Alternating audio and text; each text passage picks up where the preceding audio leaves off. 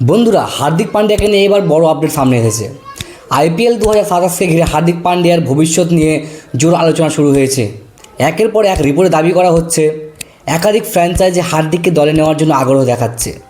এমনকি মোট 7টি দল নাকি হার্দিক পান্ডিয়াকে নেওয়ার জন্য দৌড়ে আছে। আর সেই 7টি দলের মধ্যে সবচেয়ে বেশি এগিয়ে রয়েছে দুটি দল। কোন দুটি দল এগিয়ে আছে এবং কী কারণে এই আলোচনা শুরু হয়েছে সব কিছু এই ভিডিওতে জানাবো, তাই ভিডিওটি শেষ পর্যন্ত অবশ্যই দেখতে থাকুন। বন্ধুরা, হার্দিক পান্ডিয়ার মতো একজন অলরাউন্ডারকে দল নিতে চাইবে না এমন দল খুঁজে পাওয়া খুব কঠিন।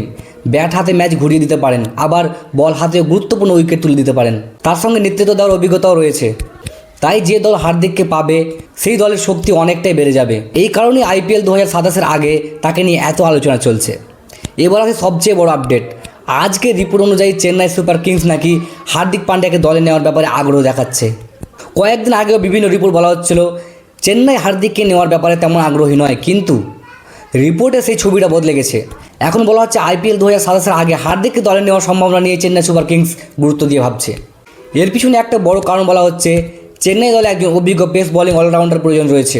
শিবম দুবে দলে থাকলেও তাকে মূলত ব্যাটার হিসেবে ব্যবহার করা হচ্ছে। খুব একটা বল করার সুযোগ পাচ্ছে না তিনি, তাই একজন পূর্ণাঙ্গ অলরাউন্ডারকে দলে নেওয়ার পরিকল্পনা করেছে চেন্নাই। আর সেই তালিকায় হার্দিক পান্ডিয়ার নামই সবচেয়ে বেশি আলোচনা রয়েছে। এছাড়াও কয়েকদিন আগে আরেকটি ট্রেডের গুঞ্জন সামনে এসেছিল।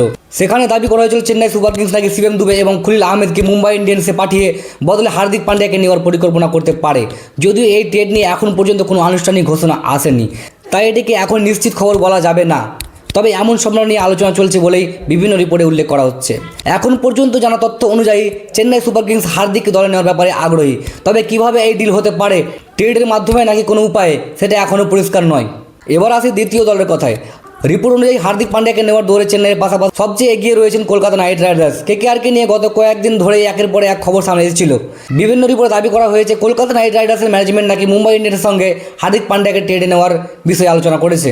এমনকি আরও একটা রিপোর্টে বলা হয়েছিল কেকেআরের মালিক শাহরুখ খানও নাকি হার্দিক পান্ডিয়াকে দলে নেওয়ার ব্যাপারে আগ্রহী। এছাড়া ট্রেড নিয়ে আলোচনার সময় মুম্বাই ইন্ডিয়ান্স নাকি কেকেআরের কাছ থেকে 2 ক্রিকেটারের নামও চেয়েছিল। সেই 2 ক্রিকেটার হলেন রমনদীপ সিং এবং অঙ্কুশ রঘুবংশী। যদিও এই বিষয়ে এখন পর্যন্ত কোনো আনুষ্ঠানিক নিশ্চিত তথ্য প্রকাশ করা হয়নি।